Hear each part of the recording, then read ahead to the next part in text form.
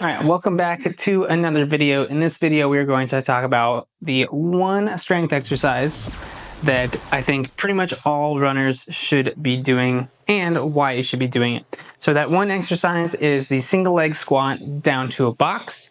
And I think every runner should be doing this, even if you're not like majorly into strength training and you're not always going to the gym. The good thing is you can kind of do this pretty much anywhere, as long as you have a box or a bench or a chair or a couch or whatever it is. The reason that you should be doing this is because a lot of runners start to develop knee pain, hip pain, pain at their ankle. And while this won't necessarily fix all of those problems, and some of them you can develop with just better hip strength, you can also train the stability of your knee. And so one thing that a lot of runners have issues with is when they step forward and they're going forward in their stride, their knee starts to collapse in.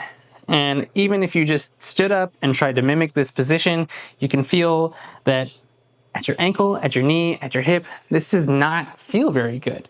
So when you multiply that times 3 to 5 times your body weight and force per stride, times 180 strides per minute, times however many minutes that you want to run, you can really start to see how your basically tendons and muscles at those different points in your body would have to really absorb a lot of kind of extra force. And that's not meant to necessarily stop at those points. It's meant to go in that fluid motion. So the reason that you do the single leg squat down to the box is because running is a single leg sport. There's never a time, except for on the starting line and after you cross the finish line, that you are on both feet at the same time.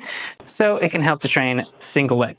So you want to just find a box that's about 90 degrees when you get down to the bottom, or a bench, and then slowly go down. The good thing about the box is that it allows you to really focus on that eccentric motion, which builds a whole lot of strength and stability as you're going down without that risk of falling over. So once you're there, you just stand back up. You can use both feet to start and kind of build up to the point where ideally you're putting as little weight as possible or barely touching the box and then coming back up. So you just want to come down, stand up, and I like to do this in sets of 5, maybe up to 10, 2 to 3 times a week. You can just incorporate it as kind of part of your prehab routine, either before a run or really just kind of at random points of the day. So the good thing with single leg exercises is that you can really start to notice the asymmetries that you have in your movement patterns. So my left leg is actually a little bit stronger than my right. It's easier for me to go up and down on that one leg. And how might that translate out onto a run or onto a bike? Those are the types of things that you can really notice when you are breaking down into side-to-side motions. Same thing could be true for like a side plank, noticing the differences between the sides, or if you're doing a yoga mobility routine, anytime you're twisting side to side would be a good indicator of, your mobility on each different side. So there you have it. That is the one exercise that I would encourage pretty much all runners to do 2 to 3 times a week, 5 to 10 reps, 2 to 3 sets.